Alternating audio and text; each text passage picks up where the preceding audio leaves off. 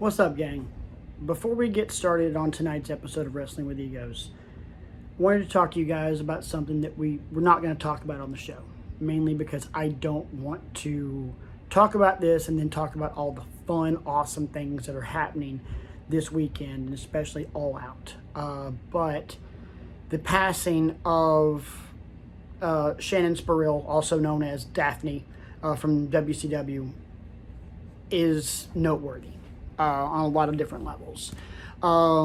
As most people know by now, she died earlier this week because of because of a self-inflicted gunshot wound. That's a nice way of putting the fact that she ended her life because her demons and everything that's going on in her life, in her head, everything else just got too much for her. This one hits home to me. One, she's close to my age. She was a little bit older than I was.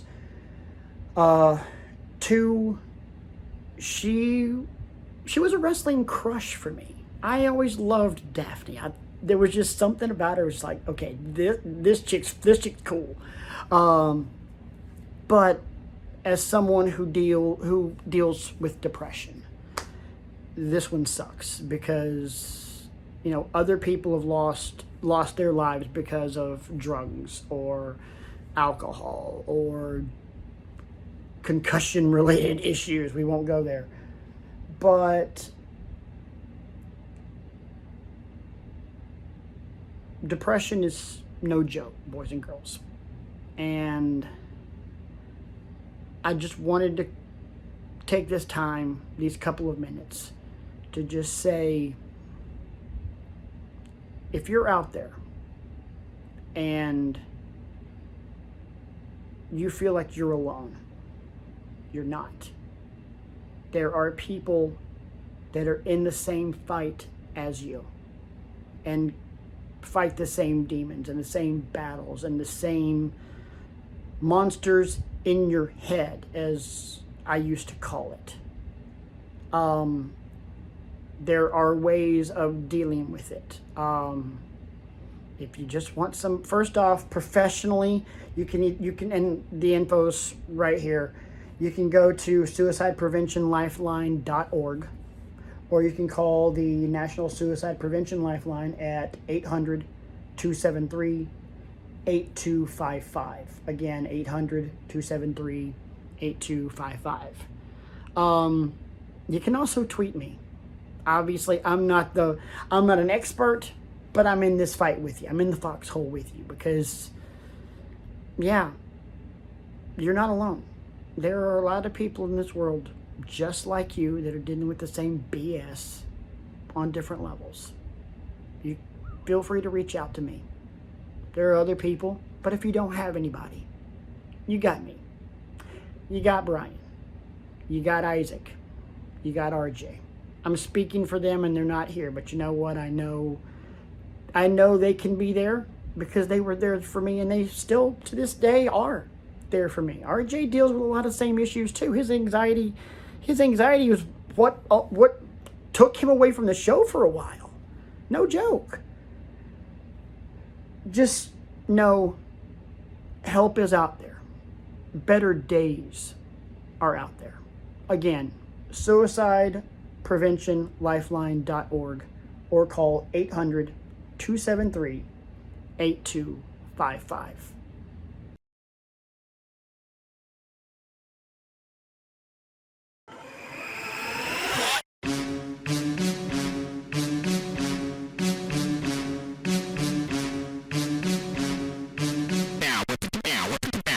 Best friends.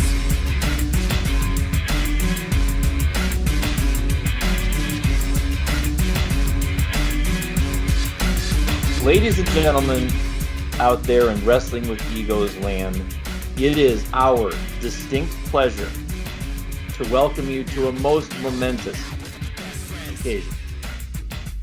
A little over 2.5 years ago, some gentlemen got together and decided to get the band back together. And what resulted from that was this little engine that could, known as Wrestling with Egos. And tonight, as I said, is a most momentous occasion because it is episode number 100. 100! The 100! 100. The And 100, baby! a theme that will be repeating itself a lot tonight is a theme of gratitude. And I would like to be the first to send out a sincere thank you to all the important people in our lives that have supported us. First of all, my brothers in arms on Wrestling with Egos, the big Don over there, Isaac. How you doing, my brother? What's up? How's everyone doing? The Reverend of the Rant, Patrick.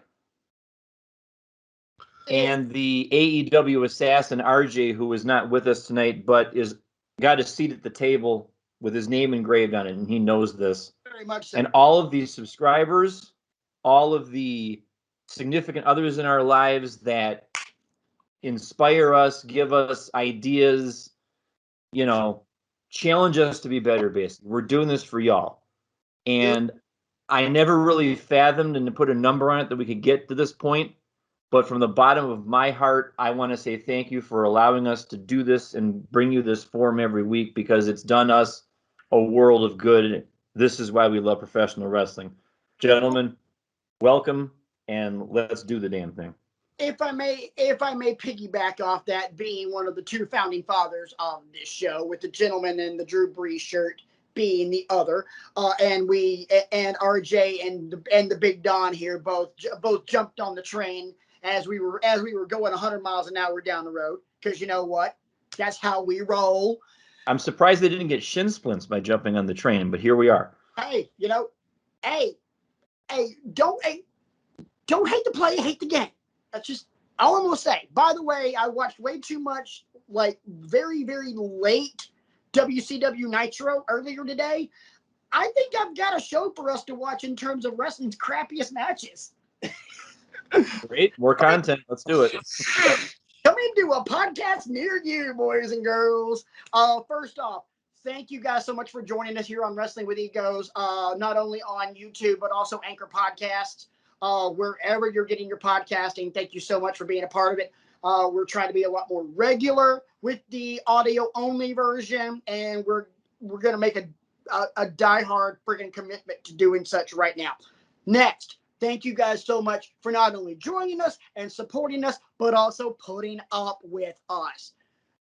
We can be a little long-winded. We can be a little abrasive at times. Well, I can be a little abrasive at times. Brian and Isaac are nice guys. RJ's a nice guy most of the time. I'm the abrasive pain in the butt here, so whatever. Regardless. And Brian's like, yep. He's like, I'm not touching that with a 90-foot pole. Check, please. That's the audio commentary for you, by the way, gang. But thank you guys so much for being a part of this labor of love. We ain't getting paid for this yet. We ain't making enough. We ain't making a zero dime off this thing. But you know what? It's been fun. It's been worth it. And it's given us some really damn fun memories over the last couple of years. Gentlemen, I raised my can of Mountain Dew, or as my stepson calls it, Mandu, to you guys. Blessed be Wrestling with Egos. Blessed be the first official day of college football, and blessed be the Power Game. Amen to that. Amen to Akron getting their butts kicked right now by Auburn. I think being the fact that my other stepson goes to Akron, and Auburn is going turtle wax on them right now. We have got a lot to talk about. As you guys saw before the show started, we already dealt with the somber part, with that weighing heavily on our hearts. Let's go ahead and continue into the madness, and let's start with what happened last night. We are recording this Saturday, September 4th. In the year of our Lord 2021. So SmackDown happened last night, Rampage happened last night, and we got a pay-per-view tomorrow night. But let's talk about that main event from SmackDown, also known as Bryan's heart palpitations. That wasn't the heartbeat of the demon that you guys heard. That was Bryan crapping himself. Finn Balor and Roman for the Universal title last night. Set up brilliantly. Hell of a match. Pay-per-view worthy, in my opinion. And I do not think this rivalry is done at all. In case you missed it, spoiler alert, Roman retained. There was some shenaniganery at the beginning of the show with the Usos jumping Finn. He sold the wounded abs, the wounded gut midsection through the entire match, and that ultimately became the downfall, air quotes. Roman gets the win with the choke out. Roman and Heyman are heading up the ramp. Heyman's got the title belt held aloft his head like usual. And then all of a sudden, the entire arena turns red, and you hear boom, boom. Roman doesn't facially sell it. Paul Heyman facially sells it like, oh crap. Poop has hit the fan. By the way, you guys notice I'm avoiding the swearing tonight. I'm gonna try and be a good boy tonight. Let's see how long it goes. Took him 100 episodes, folks. Hey, I'm gonna give him 2 minutes, folks. That's all I'm saying. challenge accepted. Challenge accepted, big man. Challenge accepted. So You're on the clock. so with that happening, that's a tease. That is a tease, boys and girls, children of the congregation. Here's one thing before we get into anything else. I got something I got to bitch about. And that is simply this. Today on the interwebs, there has been talk that tease isn't for Finn Balor and the Demon. It's for the Fiend. Let me ask you a question, Brian Kriego. Whiskey, Tango, Foxtrot. I think I saw those questions too, and that's wishful thinking at this point because No. here's because Wyndham Rotunda, God bless him, has been released from his contract, and I feel like the man, the person, has finally got the time to get his mind right, because let's not sugarcoat it, boys and girls. He's been under a lot of duress. One of his best friends in the whole world passed away last year, Mr. Brody Lee. And we've talked a lot on this show about how important mental health is. Very much so. You know, I don't think those lights are for the Fiend. They're not. Hang on. First off, let me ask you a question, and because the part that you said that kind of set me off was wishful thinking. No, it's not mine. Okay, Brian, you have watched wrestling and you have watched wrestling a very long time. You've been analyzing wrestling for the last 2.5 years since we started this show, and you've gotten better and better about it as we've gone along. Since when in the hell has the red lights and the heartbeat ever been a part of the Fiend's entrance? I'll give you a hint, it hasn't. No, it hasn't. Since when has that been a part of the Demon's entrance? I'll give you a hint, every bleeping time. Yeah. Anyone who says, "Oh, that's for the Fiend," that's not gonna be for the Demon. Shut up! Just seriously, because and folks, we didn't get to 100 episodes. We didn't get to 100 episodes by having lame takes. Okay, this is not for Brock Lesnar. This is not for Bray Wyatt. That is the Demon Finn Balor. And here's what I hope. Oh, you're holding up the 100 for the $100 bill because yes, this show is money. But if we're talking about the hot take, you got to be showing the one that you showed beforehand with the fire. Bring the heat. It's hot. It's still hot. Because, hot takes got to bring the heat. Isaac, we'll get to you in just a second. But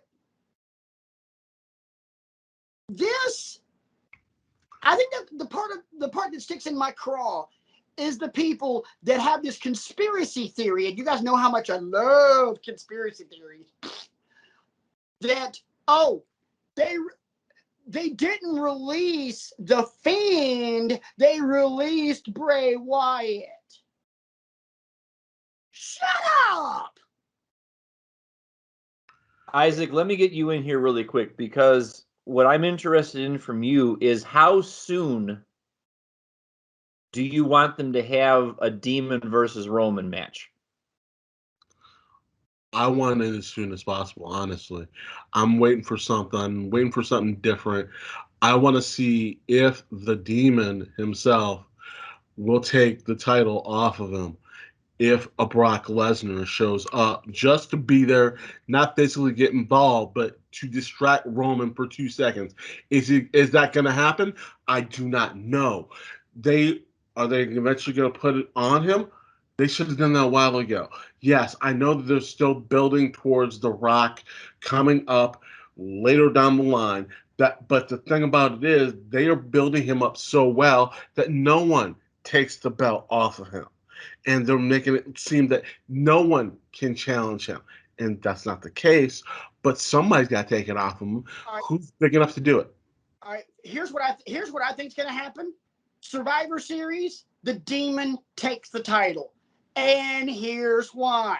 Future booking, boys and girls, it's what I'm good at.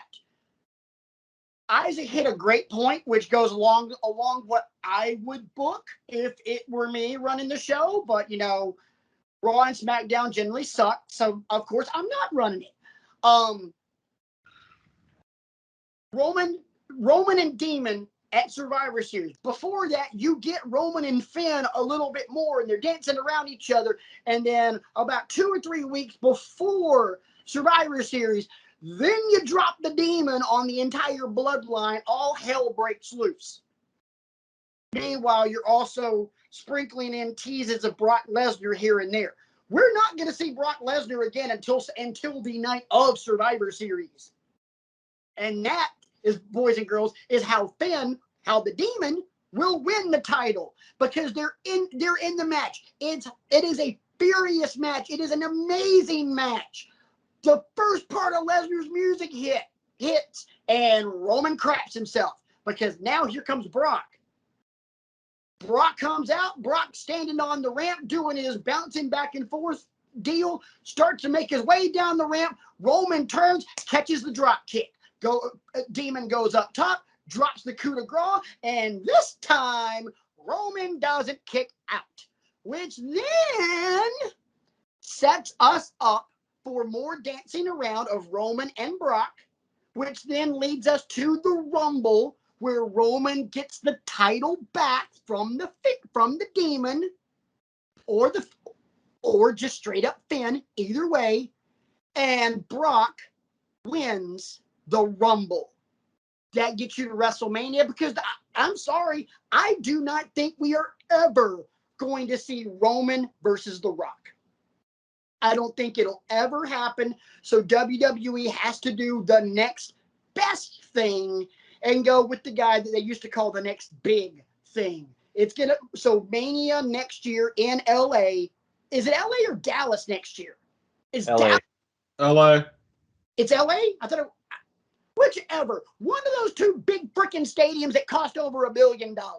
Either way, the main event is going to be Roman defending against Brock. Brock wins the title, and Brock's a babyface. Lord only knows how they're going to pull that one off, but it's what we got. And that's what I think is going to happen. Brian. My final thought on this, because I know we got a lot of AEW stuff to get to tonight. I mean, I'll say it again, folks. This is our 100th show, and I'd be remiss if I didn't give you kind of an out there take. When I'm not co-hosting Wrestling with Egos with these distinguished gentlemen of leisure on the stroll, I am a teacher, and we have a term in the education field called a spiral curriculum, where as you advance through, you kind of revisit topics and kind of go more in depth to them. Like you learn, like when you're a kindergartner, for example, you learn what a noun is, but then as you start getting older and older, you start learning about proper nouns and common nouns and stuff like that. And and adjectives. Yes. Yeah. Pay attention to the adjective. Play. Please don't. You're ruining my flow. Please stop. I'm sorry. Something else that occurred to me is that Roman does have a lot of people more than a little bit interested in his title and his shenanigans and all that kind of stuff. So what you might see, and it'll be more complicated to pull this off, I would like to see the Demon kind of put on the back burner for a little bit and teased while he's dealing with all these other people that want a shot at him. People like Cesaro, people like Seth Rollins, people like Brock Lesnar, people like Edge, people like Kevin Owens, for example, maybe comes back. You know, you can have all of these little mini feuds, but then in the back in the back of Roman's mind, you hit that heartbeat again, you know, or maybe you hear that opening strain of Brock Lesnar's guitar or whatever it is. Give him like all these things on his mind, like I don't know where the next, and he becomes like a paranoid champion almost. You know, he's kind of like the Kingmaker right now. He's moving the chess pieces around the board. He's manipulating Paul Heyman. He's manipulating the Usos, you know, this kind of thing. But maybe add a little dash of paranoia in there. Like you never know where the next shot's going to come from, you know, and all these different styles of competitor.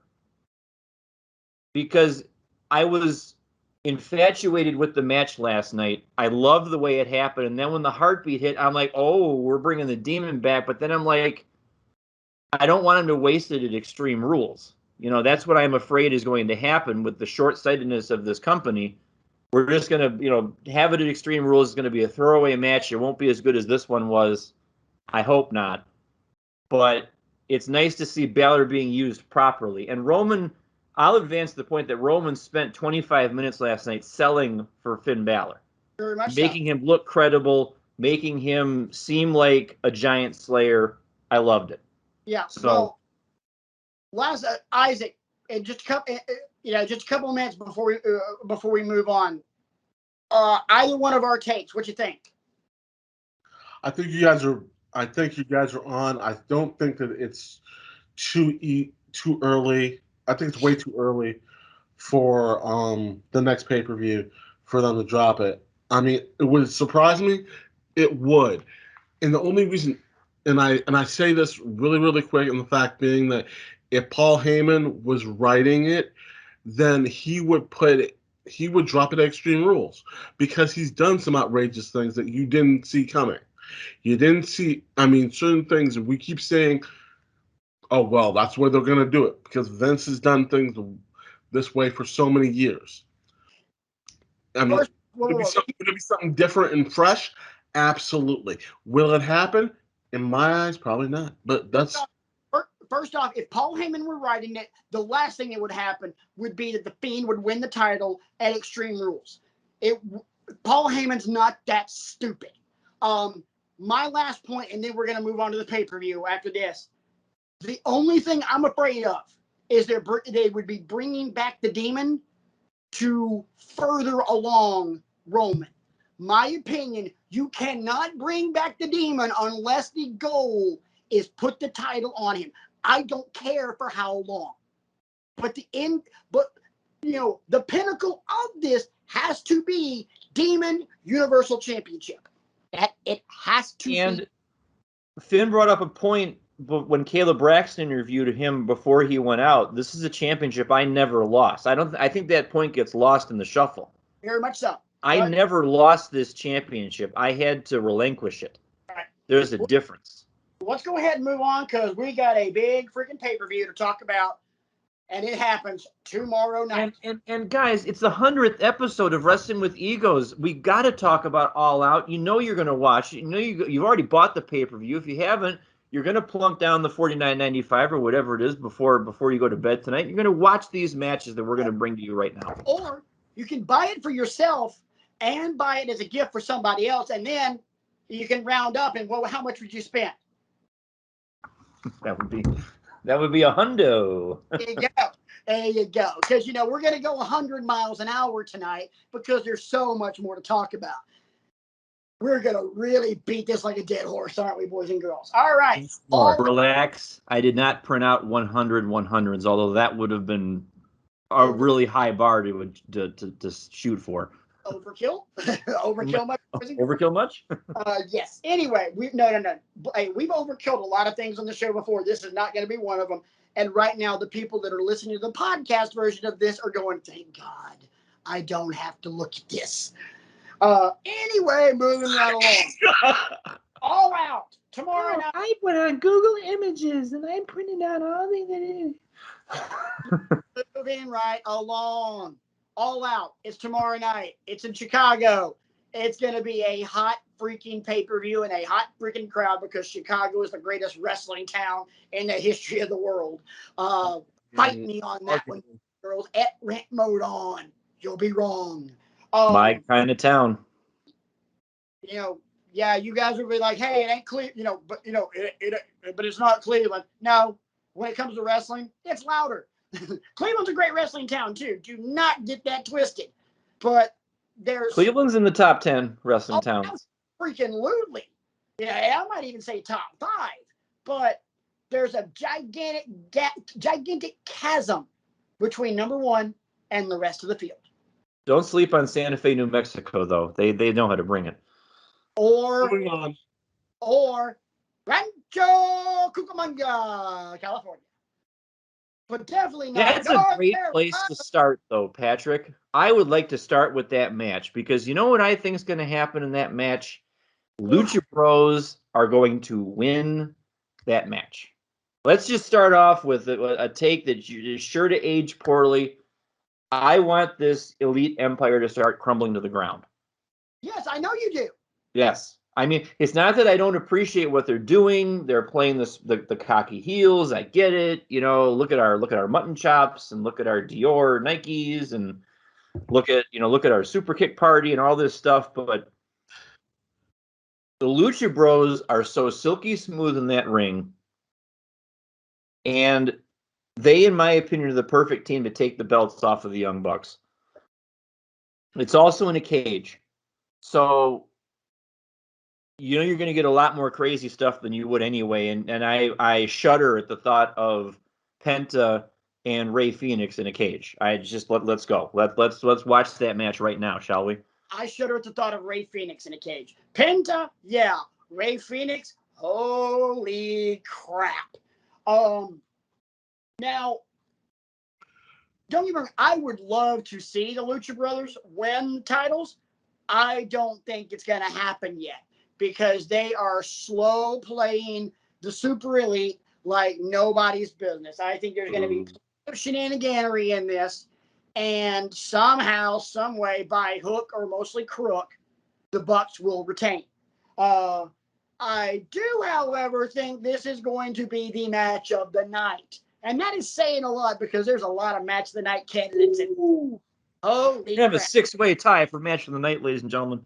Isaac, your thoughts on the cage match, por favor? I kind of think that Rey Fenix are going to take it. I think that it's been long enough that they played this game long enough that they're going to do that. I really think it's time to get the title off the Bucks. I think there's a lot. That tag team division, I'm not going to sit here and say is out of control in AEW. They're all fantastic. They're all putting it on.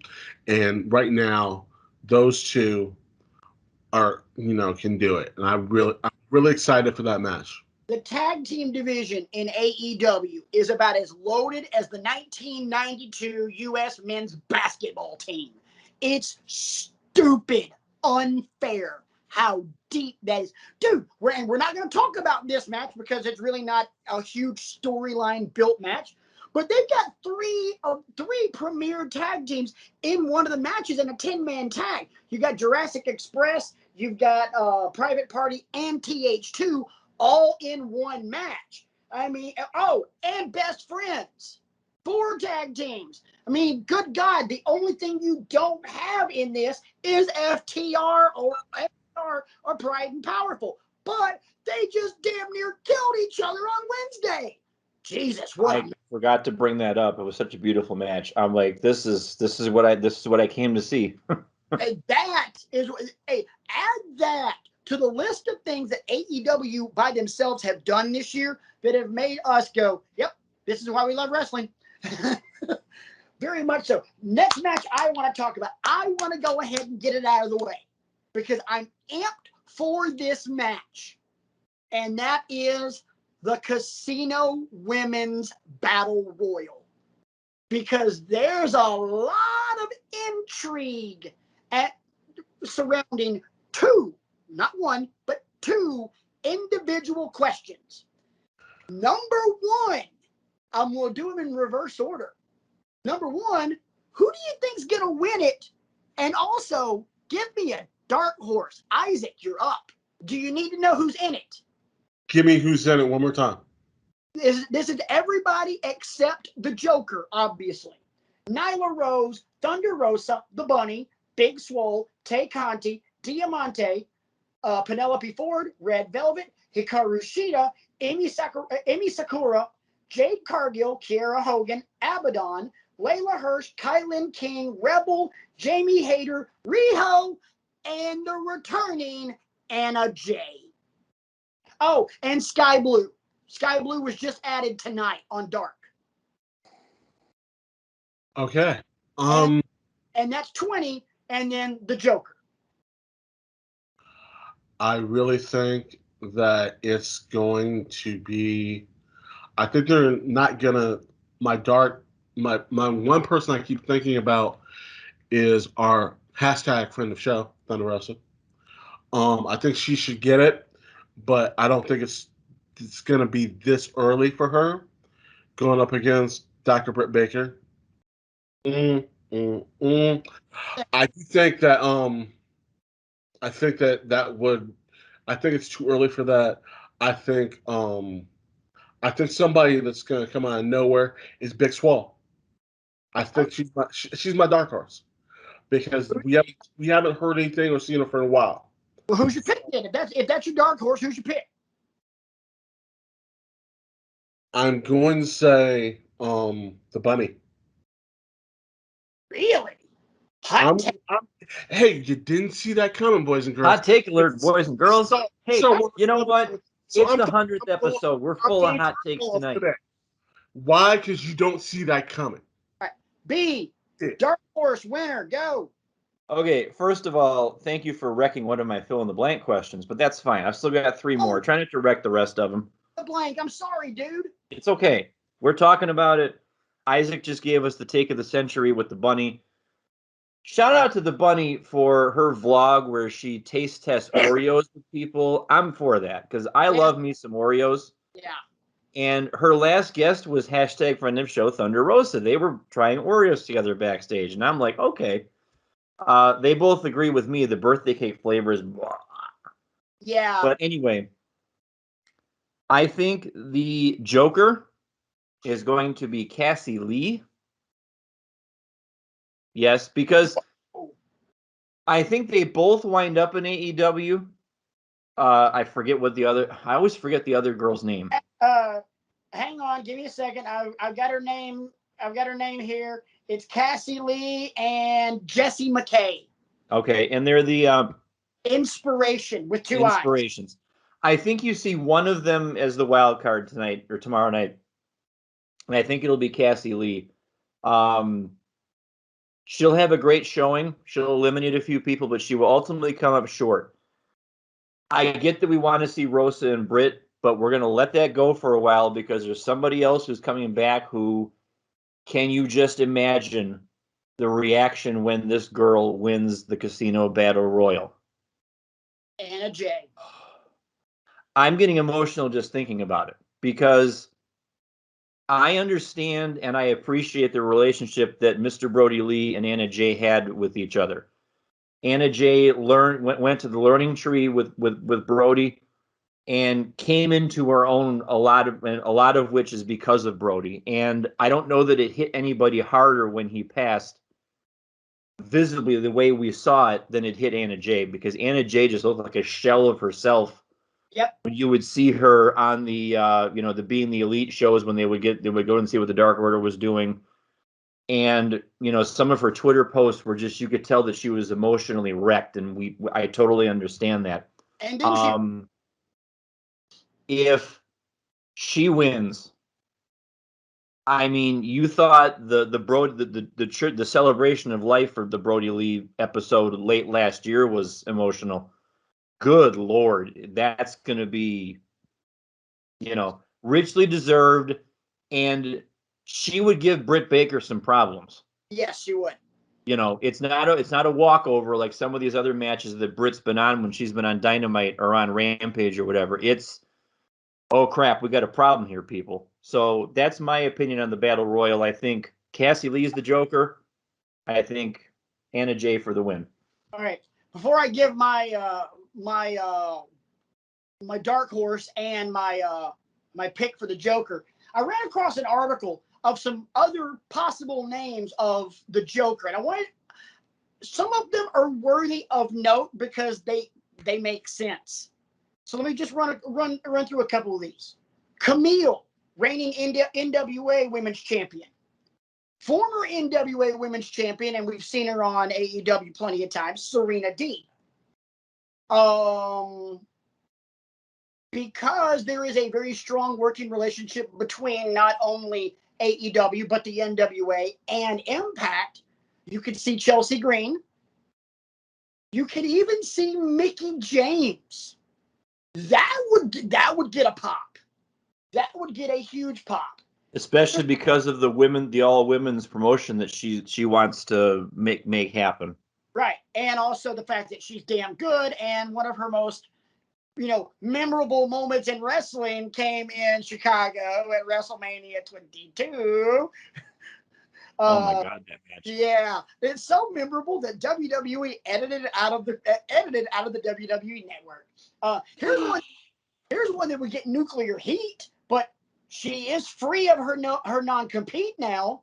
CJ Perry, Lana, for those of you that don't know her real name.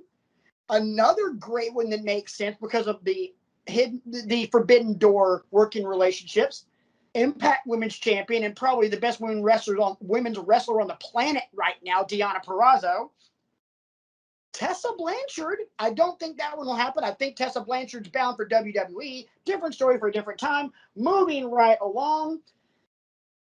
Here's one that I don't think is possible, but if it happens, it's going to blow the doors and the roof, and it's going to level the arena to the ground. AJ Lee. I don't think that's it, though. I don't think she's the Joker. Because we've seen too many videos, little teaser movie vignette videos that a certain wrestler has been doing lately, and she's been calling herself the Runaway, the newly christened Ruby Soho. I think she's the Joker. I think you're going to get the first couple of notes from that Rancid song, and that place is going to go crazy. I think she's a Joker. My winner, I got to be honest, I don't think and I've been kicking this around for the longest. I don't think they're going to wait anymore. I think it's going to be Thunder Rosa. And don't get me wrong, if any of the three people that we mentioned tonight win, we're going to be very happy. Bunny, very deserving. I mean, she's been putting that work in. She's been getting better in the ring here and there. She's still rough around the edges. She's stupid underrated. Yes. If Thunder Rosa wins, we're all going to be over the moon, overjoyed. I just think for the emotion, I would go with Anna Jay if I was booking it. There's not a wrong answer. There were a few wrong answers in this battle royal. But you know what? Looking at you, Diamante. Yeah. Looking at you, Sky Blue. Looking at you, Red Velvet. Hey, it's the 100th episode of Wrestling with Egos. We're not going to come up with the 19th ranked women's wrestler to win the thing. I mean, just be better. That's all we're asking. Right. So let's go ahead and move on. And let's talk about another great match that we're looking forward to. And let's stay with the women in terms of your reigning, defending, undisputed AEW Women's World Champion, Dr. Britt Baker, DMD, and everybody's favorite extraterrestrial, Chris Statlander. I know who B wants to win. Isaac. He's not going to, but Isaac, from a fan perspective, because let's be honest, Britt's going to win. What? I know. It makes... You no. Okay, Right, go ahead. but talk with your heart on this one. You cheering for Chris or are you cheering for Britt? In my heart, I'm cheering for Chris. She's been putting in some work. She's been doing her thing. Let's not sit here and sleep on her. You know, I like all the work that she's been putting in. Love it. I have to say I am cheering for Britt for one simple reason. If Britt loses the title, we don't get Britt and Thunder Rosa.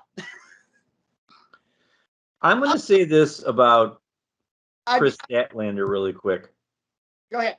I've never seen a women's wrestler or a wrestler period with her skill set.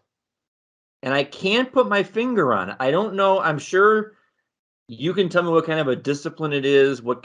It's just, there's not. She's like, take like 17 wrestlers and roll them into one and you get Chris Statlander. She is has a very interesting skill set because you can tell she's got the way she moves, the way she gets around the ring. She's got a gymnastics background somewhere in there. The way she kicks people, she's got some kind of martial arts background too. Maybe she took it as a kid. Maybe she took Taekwondo as a kid and still remembers how to properly throw a side kick. I don't know. But she's got bits and pieces of a lot of people. She can do a 450. I think, yeah. Yeah, she can do a 450. Why? And let's be honest, Chris Statlander is not a tiny little wafy girl like Riho. She's built like an athlete. She's built like an athletic woman. You know, she's not 5 feet of fury like Alexa Bliss. I think what you might wind up getting here is, in my opinion, Britt's most significant challenge since the St. Patrick's Day match with Thunder Rosa, where Chris Statlander makes her go 8, 10, 12 minutes. This is going to be the first real deep actually no. Well, since Britt beat Sheeta for the title, this is going to be Britt's first deep water match that she's had. Yes. When she beat Sheeta for the title, that was hella deep water. So I'm looking forward to this one as well. I'm also looking forward to Jon Moxley and Satoshi Kojima. Brian's education of Japanese wrestlers continues. Thank you to Professor Jon Moxley for that. Yes. Here's a spoiler on this match, and we'll move along. They're gonna beat the unholy hell out of each other. I don't know if that's gonna happen. If they're gonna beat each other down like that at all. I'm choking people. Yeah, this is going to be fun. Here's what I will say that I have learned in the 2+ years of this show. One of the things that I am grateful for is I used to be like this when it came to wrestling. I was on a very narrow path.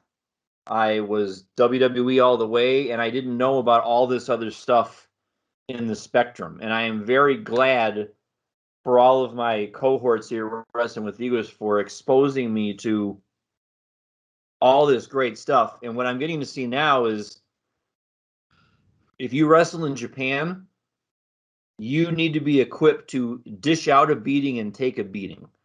It's not flippy, that has its place and everything like that. But all of these people that have come over, and even the Okada matches that I've watched and the Hiroshi Tanahashi matches that I've watched and stuff like that, These men take a literal pounding.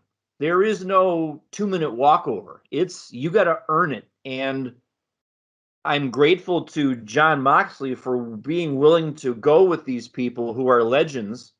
You know, yes, they're north of 40, north of 50 in some cases, but they're still wrestling. And it's a ground-based style, and it's very engaging. And I just find it captivating. You know, I almost was going to say that Almost. Satoshi Kojima would beat Moxley, but then I realized when I was doing my research for this match, okay, he's 52 years old. Right. You know, realistically, you know, it's basically just to keep Moxley strong and in the front of people's minds and stuff like that. It's not to keep Moxley strong. There is an end game to this, boys and girls, and it involves another Japanese wrestler that Moxley has been calling out. Some guy you may or may not have heard of by the name of Hiroshi freaking Tanahashi. Just happen to have a deck of playing cards over here. And that's the end game. Boys and girls, that's happening in Vegas at Double or Nothing. And today, I simply have not 1, not 2, 3, 4, or 5, but 6 words for you. Shut up and take my money. Should we just write that one down in pen for match of the year contention right now? What? Tanahashi and Moxley. Yeah. Easily. Go ahead and give him the trophy now. Not yet. Yeah, go ahead. Write it down. Write it down, but don't give him the trophy. Moving right along. Couple more matches to discuss of very much noteworthy. Yes or no, gentlemen? Brian, I might be running all over your fill in the blank questions. God, I hope not. Why don't you know what? Why don't you ask these fill in the blank questions, and then that way I'm not running all over them, buddy. Okay. I have one fill in the blank question that is about the aftermath of one of these matches. Okay. So let's talk Chris Jericho MJF for a moment. That's actually where I was wanting to go, and then I stopped myself. So great minds think alike, bud. You know, folks, it's the 100th episode of Wrestling with Egos, and after 100 episodes of this show, you learn how to adapt. I thought that fill in the blank would be its own segment, you know, and have time to breathe, but I'm seeing now that I got to kind of fit it in there. You know, I just got to kind of get my stuff in where I can. I'm going to be putting Patrick and Isaac over like I always do. I'm just going to get my stuff in where I can. Hey, we put you. Hey, you're the brains of the operation. You're the smartest guy in the room, bro. I'm just the overzealous one that's talking over you. Well, I'm the only one in this room, so that's a low bar. But anyway, I mean, I'm by myself right now. There's nobody else here. You'll be here all week, boys and girls. Tip your waitresses and try the. Yes, the veal is outstanding this week. Chris Jericho's next move after the final fight with MJF should be blank. Big Mang. Fill in the blank. I don't think he's going to retire. I really hope he doesn't retire. They need him right now. Yes, he's been putting over MJF forever. It's about time he gets the W. Where he goes next, I do not know. But I do know he's going to win that match. You can't. There's no way you're going to put Jericho out like this and send him off to sit at the table next to JR. As much as I love JR and everybody else on that commentary, get Mark Henry the hell off of there. Oh my God, I'm going to kill myself. But they do. I really think that Jericho gets put over. But I do not know where he goes next. The next thing Jericho does for me is a nice long tour with Fozzy. I think Jericho does lose the match because I inherently, vehemently, categorically, I'm using Brian's gimmick and using big words, categorically disagree with you, good sir. AEW, underline this, boys and girls, does not need Chris Jericho anymore. He's there, and he's an asset, an amazing asset, and quite possibly the greatest all period time, period. But he's not, he doesn't need to be the guy anymore. AEW has plenty of them. Jericho, AEW doesn't need Chris Jericho. We want Chris Jericho, but AEW doesn't need him anymore. I think he loses because Jericho, in his brilliant mind, understands the business and understands that losing in an extremely nefarious way, another one for you, puts MJF over like Rover, and he instantly becomes a bigger heel than Kenny Omega. And sorry, boys and girls, as great of an in-ring talent as Kenny Omega is, he's not even close to being the best heel in the company. He kind of sucks as a heel. He's annoying. He's not despised. I will fill in my own blank really quick, if I may. I think Chris Jericho's next move after the final fight, and this is win or lose, should be transitioning to an off-screen role. And it's kind of like what Patrick just said. He has nothing left to prove to anyone. No. I think he could be so good working backstage, like as a producer. Like, okay, we're going to give you these, 4 guys, and we want you to produce some matches for them. Yes, he can come out on commentary, and I wonder if maybe, because I read an article 2 weeks ago, there was a rumor that JR is going to be transitioning out of an announcer role. Somebody else with nothing left to prove to anybody. JR has been indispensable to getting that company off the ground. But, it can be, he could move to a backstage role also. Maybe Jericho goes to the commentary desk because he's a natural at commentary. He's proven that. But he would be indispensable to anybody that he works with. Like, say, okay, we're going to give you the Hybrid 2 to work with, and we're going to see if you can flesh out those characters. Or we're going to give you the Gun Club or something like that. And I'm just throwing names out. I'm not saying this is going to happen, but he's got 30 plus years of experience to impart on somebody. And I kind of realized as this 5 Labors thing was going along, by the time he got to Juventud, I'm like, these matches are really rough around the edges. It's compensating for an awful lot of stuff here. So that's what I think is going to happen. I say that win or lose. I feel like he could win and then still get the time off, or maybe he actually loses and then, like you say, because I know they've got a cruise coming up too. I saw an ad for, and Fozzy is one of the musical guests for the cruise. Of course they are, because it's Jericho's cruise. Yeah. So, and tune in October when Wrestling with Egos. Just kidding. We're not broadcasting live from the cruise ship. By yourself, I ain't got that kind of money. No, Chris called us up. Jericho said, "Hey, come on down. We would love what you're doing.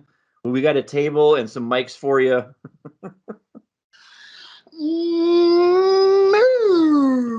Moving on.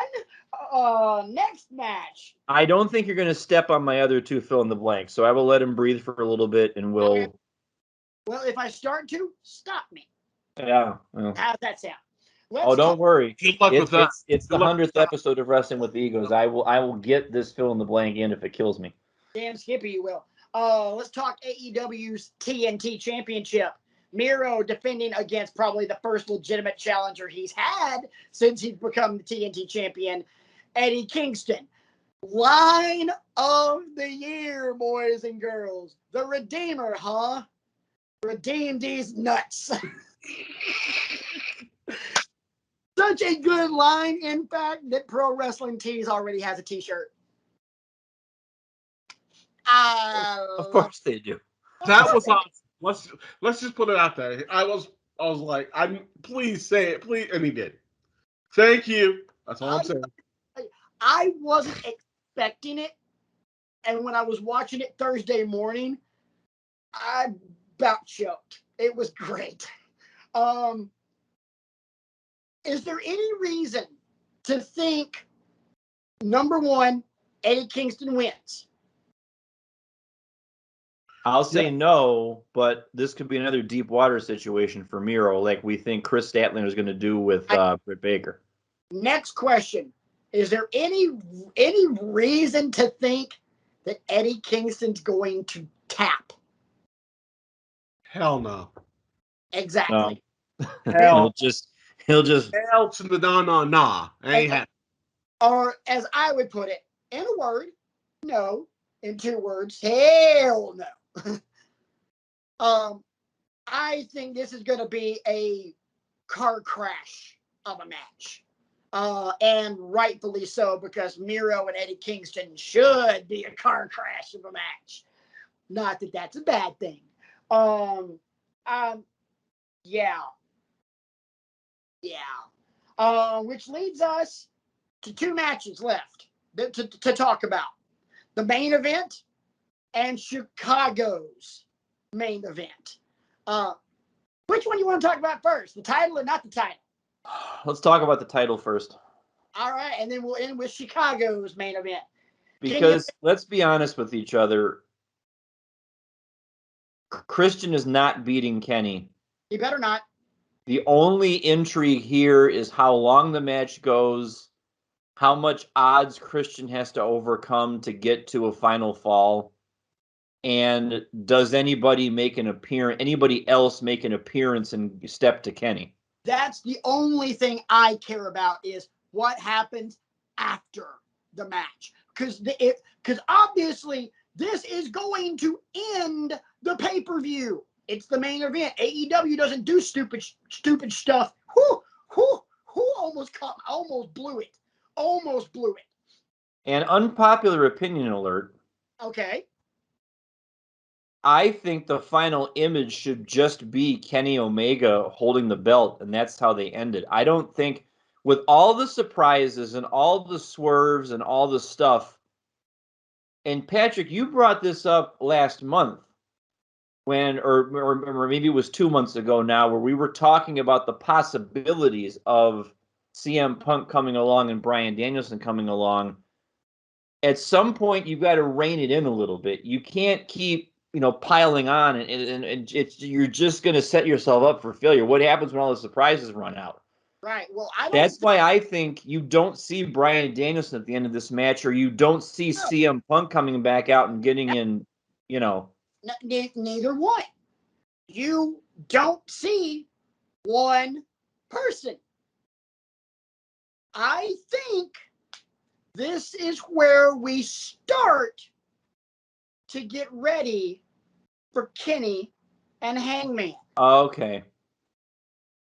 I guarantee. In case of me not being able to see the forest for the trees. Okay, I got it.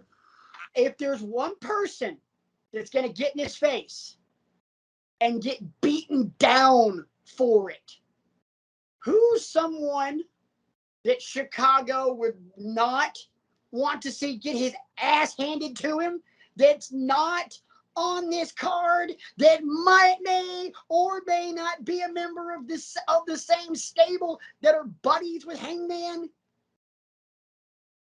may or may not be from Chicago? Colt Cabana. Colt somehow, some way gets in the ring, something, and then the Super Elite beats the crap out of him. Dark Order comes to save the day, more of a beatdown. Now you have even more fracture between the Dark Order because they're starting to kind of play that up on being the Elite. Anna is going to do her damnedest to hold everything together.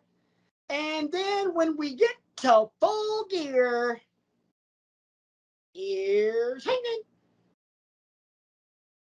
I don't think we see Hangman Page until Full Gear.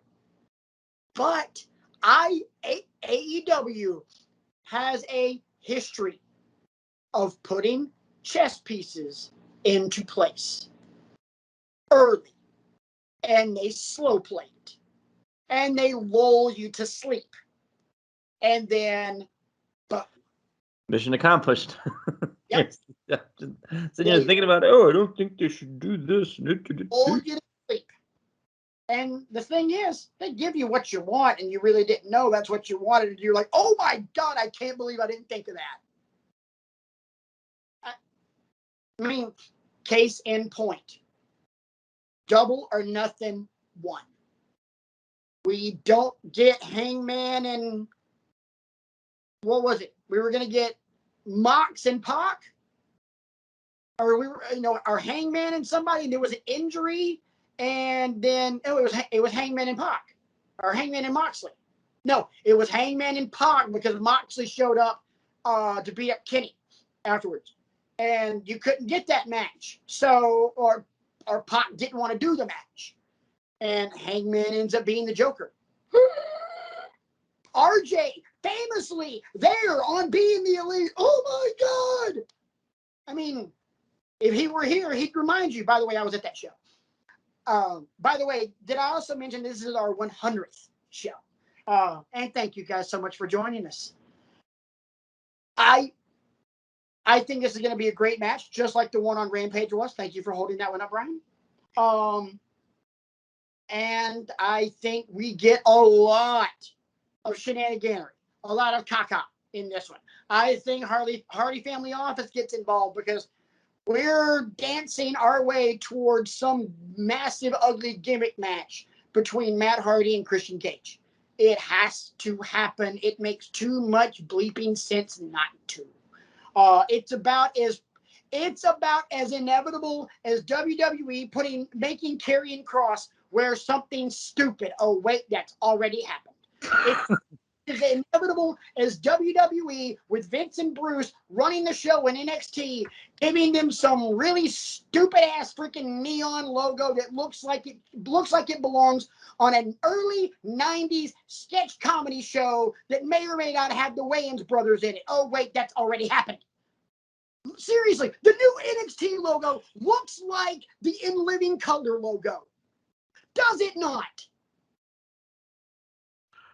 Moving right along. Hold on. Let me jump in there real quick. One, I loved In Living Color. Okay, let me put it out there. So don't make a slam on In Living Color. Does it look like it's from the 90s? Yes, it does. And I loved In Living Color. And it came introduced. Stop. I'm not bashing In Living Color. I'm saying that this new logo looked early 90s, which is what In Living Color was. In Living logo, everything, very cool at that time. This is 2021, and the retro look for a new look for your wrestling promotion, unless you're going to go retro, doesn't really work. That's the point I'm making. I am not slamming In Living Color. Trust me, I will start going Fire Marshal Bill on your ass right now. Let me tell you something. I mean, if we're going retro, then ladies and gentlemen, the new NXT champion, Johnny Ace. It's just... My name is Mr. John Laurinaitis, and I am the Executive Vice President of Talent Relations and the General Manager of both Raw and SmackDown. Hey, Vince, what do you think about me being NXT champion? Damn it, pal, I think that's a great idea. I've been wanting to get my Vince impression in for a while, and you also gave me a chance to do my really crappy John Laurinaitis one. So that's good stuff, pal. I think this belt looks great on me. I do too. That's good stuff, pal. Anyway, hey, Vince, how do you feel about CM Punk being in AEW? I think it's stupid. Why the hell would they want to put someone like that on any wrestling show? He didn't draw any money. He doesn't have any fans. Hogan must pose. Vince, he's got 3 right here. Who gives a crap about them? Who gives a crap about tag team wrestling or the Intercontinental title? Anyway, moving right along. Obviously, Vince, you don't. So moving right along. It's our 100th show. It's great. I haven't held this one up that much. So it's our 100th show. We're done with Vince impressions. We got a little bit more to talk about with All Out. My God.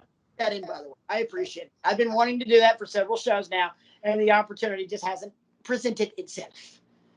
Last Let me get another fill in the blank before we get to the last match.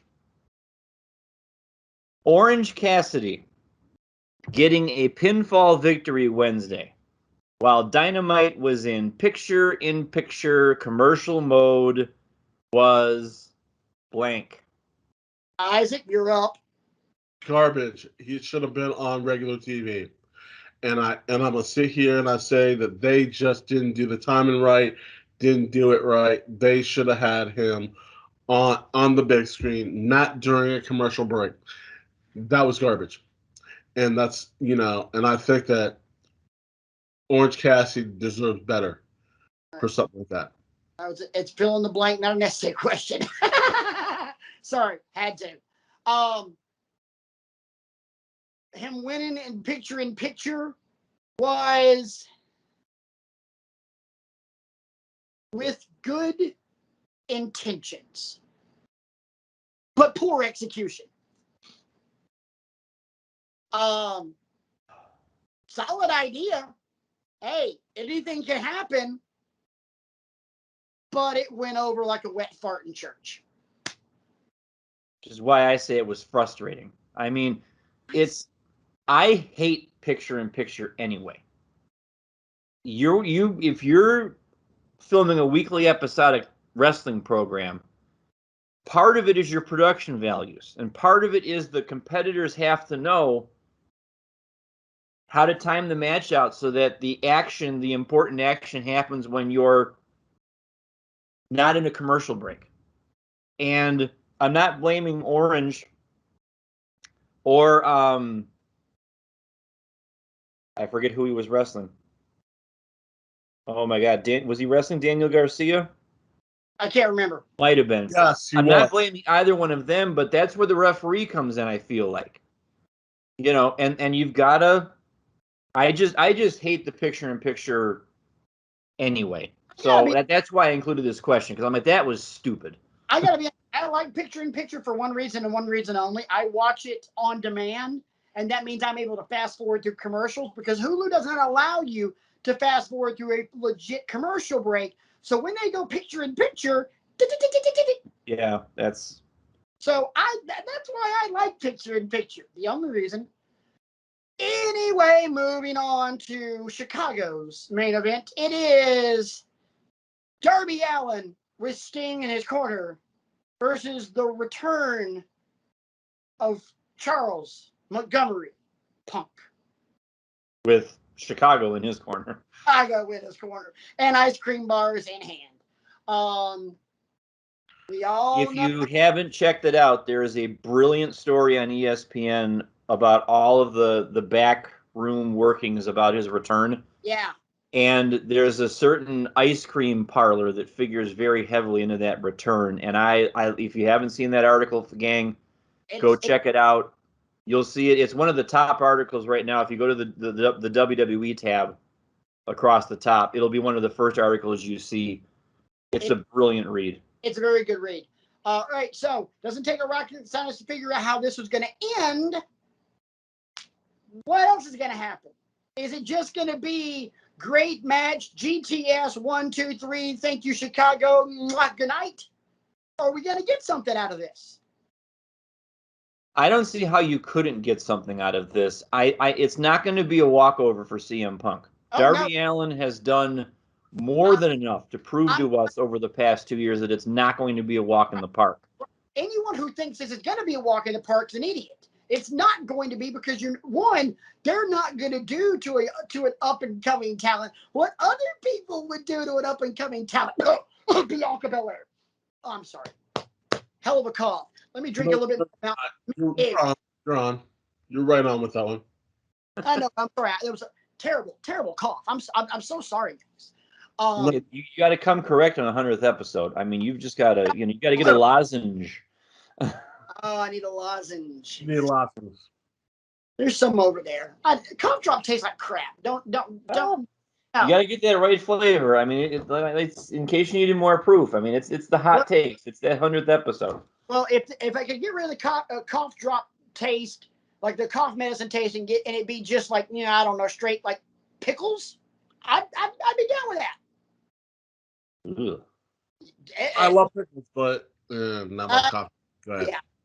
Yeah, pickles. Yeah. Hey, Bertie Bott's every flavor beans.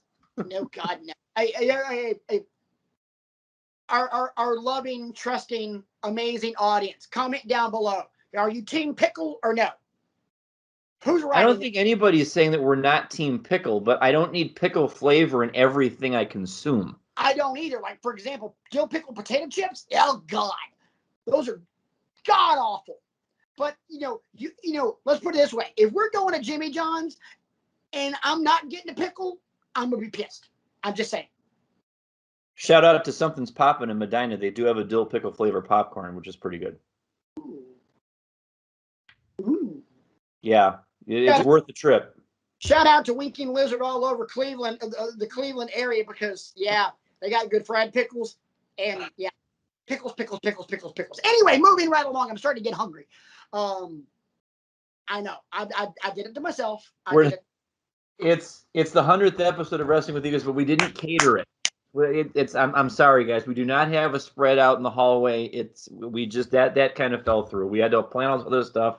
I'm sorry, there's no catering. I'm sure you got a jar of pickles in the fridge for later, though. Yeah, there's no charcuterie. What's that word? That board with all the meats? Charcuterie. Charcuterie. Thank you. It's really not that difficult to pronounce, and yet everybody in my family drives me up a wall because they call it a shoo-shoo board. And I'm like, girl, it's not a shoo-shoo board. I haven't heard the word pronounced in a long time. So I needed to know. I needed some help with that. It's kind of like when you used apoplectic on the golf course in mid-swing, and I had to stop myself and ask you, what the hell does that mean? And then you gave me the definition. And then I started to get ready to tee off again, and I stopped. It was like, spell that, please. And you spelled it. And I started to get ready to swing again, and I stopped and went, can you use that in a sentence? I didn't make 12 minutes later, he teed off. Yeah, and shanked it far right. Anyway, moving right along. We were talking about the fact of something's gonna happen. What do you think's gonna happen? I don't think you need shenanigans in this match. I really don't. The story is there. These are two guys. It's what the Triple H Shawn Michaels feud started out as. Who's the better man? Before it just became self-indulgent and stuff like that. The match is going to be the match, and we know the match is going to be the match. I'm talking about what's going to happen afterwards. No, there's not going to be any chicanery in the match. Darby's not going to turn heel. You're not going to bury Darby. It's going to be a great match. It's going to get 10 minutes. 8 minutes at worst. You don't need a rocket scientist or a Rhodes Scholar to figure out that something's going to happen at the end of this. Are you asking, like, does somebody come out and step to CM Punk? Do we set up his next? Yeah. And I'm trying to think of people who aren't involved in something already. I'll give you one, and that'll probably make you smile. Your jaw will drop. But it's a guy who was supposed to be on the card, but he's not on the card anymore because his opponent had some travel issues and his ass is stuck in England. Andrade. Who was he supposed to face originally? Okay. Give me Andrade and CM Punk. That would be unbelievable. That would be freaking sweet. You gotta do something with him because he's not being used. He was going to be used on this show. This was supposed to be his in-ring debut for AEW. No, he had one match on Dynamite. He did. This was pay-per-view debut for Andrade El Idolo. Here's a question for you. Okay. It's not a fill in the blank, but I know he's currently busy with Malachi Black, but will we ever do CM Punk and Cody? Oh, I think we have to. Okay. I think we have to. And currently, Cody Rhodes ain't busy with anybody. Cody Rhodes is busy filming that competition show right now. True. He's sitting next to Snoop Dogg. You know, We watched a little bit of that last year. It was a neat show, neat concept. it was all right. If we're going to talk competition shows, can NBC please bring back the sing off? I'm just saying. But no, I think Andrade and Punk would be the next logical step in this progression. Yeah, I think so. Who, other than Colt Cabana, who are the scores that he's got to settle? I still keep going back to that line from his first promo. You can make up stuff for that, but you could easily throw in Cody because they feuded in WWE for a little bit. Yeah. Because Cody was a part of Legacy. Yes. Right. You could, hypothetically, Jericho could win, and now you got Jericho and Punk. Yes, please. You wait until the end of September when Bryan Danielson debuts at Grand Slam in Flushing, New York, and you definitely got one. And at the same time, you can make up stuff. True. Make up scores to settle. Then I will give you my final fill in the blank. Oh, Isaac, go ahead, please. Get yourself in there. With everyone sitting here talking about, who's the next, can we have the dream match just for blanks and giggles? Sting, CM Punk. He said that he was going to dab Darby Allin and then go to the back, but that doesn't mean we still possibly can't get CM Punk versus Sting. And Sting, I know Sting lost a step a little here and there, but still, just for us dream match people, and we are those guys. Yep. That would be a Winter is Coming match if they want to do that again. Yeah. But I'm just throwing it out there because that's something we as fans, because that's why we love wrestling people. Yes, it's the 100th episode, and that'd be something to look forward to. Yeah. I'm going to say this, gang. As Isaac just mentioned, this is the 100th episode of Wrestling with Egos, and you know who's been low-key bringing the heat tonight on that 100th episode? Is the Big Don over there in camera, too. He's been doing take after take after scorching hot take, coming correct in that 100th episode, sir. Take so hot that you could cook a burger. Yeah. That's what we did. Very much so. Make sure you put some cheese on mine, please. Amen to that. Amen. All right, all three of us are cheeseburger people. Nice. Okay. Sidebar. In a perfect world, cheese of choice on your burger. I got to go with American. I mean, I will put any kind of cheese on it, whatever we've got in the crisper drawer, if it's Swiss, if it's Colby, if it's whatever. For me, nothing beats a melty piece of American cheese over the top of it. Isaac. I'm all American normally, and occasionally I'll throw something Gouda in just for something different. For me, the answer is one of two ways. And the question remains is, does my burger have bacon on it? If my burger has bacon on it, then you better put me then I simply have one thing to say. The cheddar makes it better. But if not, I like me a good piece of freaking melty goodness of provolone.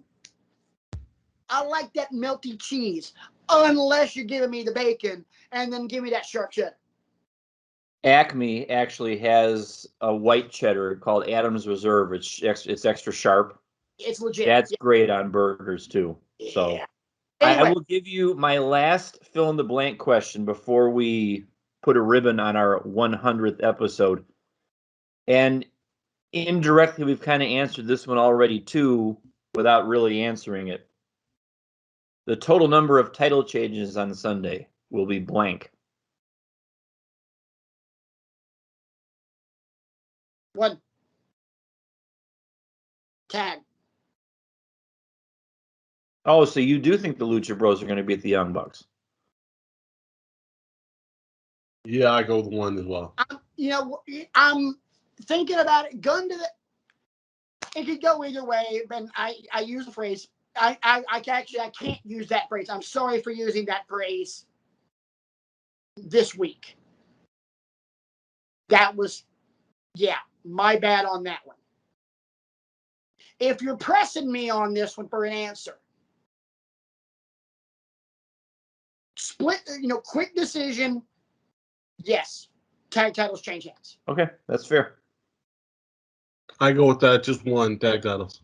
Yeah, there's no way the TNT champion, TNT title changes hands. There's no way Britt loses. There's no way King loses. And yes, I see what Brian's doing. Okay, 1, nice. But now you can pull it over because let's be honest. I think if the good teacher there was gonna give us a grade on tonight's show, I think it's safe to say that we got a 100 on this one. I think we aced the test. Just boom. Yes. 100, 100, 100, 100. Just, hey, break the off one at a time after another. Yes, sir. Make it rain in here. Gentlemen, at the end of the night, here's my fill in the blank for you.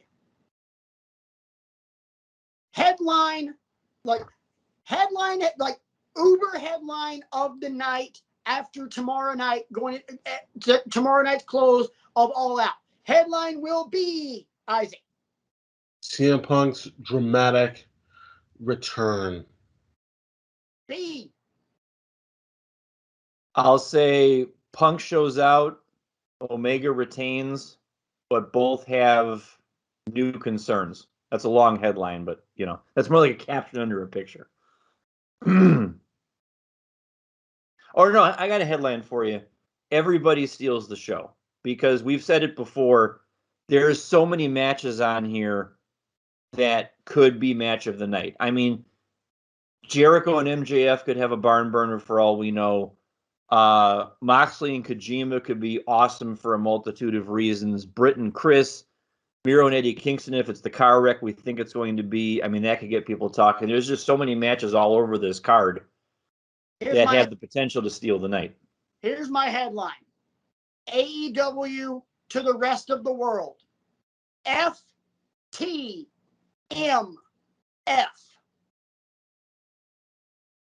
I'll give you the first 2. Follow that. Okay. FTM. Yeah, we just keep raising the bar, don't we? Yeah. AEW to the rest of the world. Follow that. Follow that, fucker mother. My goodness. Hey, you know what? I danced around that one. We're going to ease on out of here with this. I'll give you one more fill in the blank. All right. Since it is our 100th episode, and I'll dispense with holding up the cards because I'm sure we're all sick of that by now. Never. Favorite moment of the show to this point? Isaac, I'm going to let you go first. Your favorite Wrestling with Egos moment. It can be something you participated in. It can be something you saw happen before you found your seat at the table. Over 100 episodes, your favorite Wrestling with Egos moment to this point? You guys allowing me to join. Period. Let me in to a small-knit, close-knit family. And then saying, you know what, come on in. That's my favorite moment, period, in the story. Thank you. It's richly deserved, sir. I mean, you're worth your salt in spades. I'll say that. I appreciate you. Love you. That's my favorite moment. Boom. Love you, brother. B, I hate you for this one. Because I have 2 that is just like, I don't know which one. I got 3, actually. Son of a gun, I hate you. Do yours. I'm saving. Okay. Please. Okay. Spend the next 30 minutes talking about your 16 favorite moments. I'm going to mention my 3 because I can't. I'll take forever to decide between all 3 of them. In no particular order. Thunder Rosa showing us love. and becoming friend of the show. Hashtag friend of the show. Golfing with Egos Volume 1, primarily Sweet Mother of God, and then the high step. Actually, no. Number 1, I got 2 words for you, boys and girls. Green screen. I was hoping you'd say that. Green For me, and I'll get a little sappy here. For me, it's been a succession of moments because this show, in all seriousness, has been a creative outlet for me that I guess I just didn't know that I needed. Because, you know, we've said it before that everybody is going through stuff, and you know, I'm not immune to that. I am a flawed, imperfect person, just like everybody else. I am eternally grateful that this outlet has been presented to me. It's been an anchor for me. You know, it's something to look forward to every week. I've got a lot of great things are going on in my life, but 2020 was a challenging year for a lot of reasons, which we won't get into right now. Real ones know what I'm talking about, and it's just nice to have this to look forward to every week, or almost every week, more or less. And especially now, because it's such a great time to be a wrestling fan. I mean, I would argue it's always been great to be a wrestling fan, but especially now with all the risks that people are taking and all of the changes that are happening, and the fact that we get to break it down for you on a weekly basis and hear your comments and hear your feedback and your ideas, it's just incredibly gratifying to me. And I just want to reiterate again, I'm a very lucky man to be able to do this with everyone. So Let me thank you. double down on that for you, B, because we all know that one of my things on this show is putting myself over just to annoy you. Whether I actually believe the bullcrap coming out of my own mouth or not is a different story. I'm doing it to irritate you because it's funny and you're my best friend and I love you. I would not be alive if it were not for you and the lovebird. I've said that a million times, and I will continue to say that until the time that God Almighty calls me to heaven. Cool. Little known fact, boys and girls, what we are doing right now, what we have done for the last 100 episodes and several special, bonus content deals, all of this came to be when Brian, myself, the Lovebird, and Nurse Rant Mode On were sitting at a table at Wasabi in Akron over sushi. And Brian talked me into going back into a podcast. I had done one for several years with my other dear friend, Chris Lemke, who we've mentioned on this. Shout out friend of show, Chris Lemke. Shout out friend of show, Chris Lemke. Chris and I did a sports podcast, Audibly Offensive Radio. We had a lot of success with it, but life got in the way. Chris had a job that allowed him to have no time. The hurricane was born. I focused on being a dad, and we did one show every month, it seemed like. Brian did it a little bit toward the end, and it died a slow and painful death. A couple of years later, Brian decides, while we're having dinner, he's like, hey, you ever thought about doing just like a wrestling podcast? I'm like, I don't know about doing a podcast. It's annoying, and having all the steps that I had to do to get it to, edit and post produce and, post on the website and blah, blah, blah, blah, blah. It was a pain in the butt. Brian introduced me to Anchor. Anchor was super easy. And then I had the crazy idea, hey, let's do this on YouTube as well. Well, why not? Here we are. If you go back and count all of these episodes that we've done on YouTube, you'll only count 98. Our first two were audio only. You can find them on Anchor.com in the archive. You can also find them on the old archive. We used to use bit.ly/withegos. Still do use it. I just need to get more regular about updating it. It's still out there. All right. Well, you can find those early shows there. The wrestling timeline is on there too. Check that out for a nice little read. Yeah, very much so. But this happened, let's be honest, because Brian twisted my arm. And Brian was persistent about it. Brian generally isn't persistent to the point of being annoying about anything. He can be persistent, but not persistently annoying. And he was about this. Brian, saying this in a good way, Brian beat me down. It was like, fine, we'll do it. Oh, crap, this was fun. Let's do it again. It gets in your blood. And being able to start the show with Brian, and then we bring in RJ, and now we brought in Isaac, and we're starting to finally gain some traction and get some followers and get some people with blue check marks to notice us. It's good things are coming in the next 100 episodes, and a lot more fun, a lot more shenaniganery. I like that word, shenaniganery. You've almost used that word 100 times just tonight. I know, right? Hey, if we ever get Wrestling with Egos merch, that's going to be a t-shirt. Just right across the chest, shenaniganery. So, gentlemen, well, it's not empty, but here's to you. Here's to 100 more. Here's to us, boys.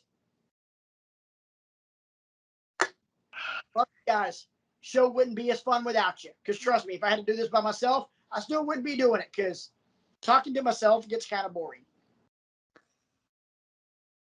I need to talk to somebody. I can keep talking, but we know. Yeah, you the defense will stipulate. Yes, but in all seriousness, this has been, still is, and will continue to be a blast. I look forward to next week, and the week after that, and the week after that, and so on and so forth. I definitely look forward to the next 2 weeks. And here's why. Next week, we celebrate a birthday. The week after, we celebrate another birthday. Raise your hand, please, sir.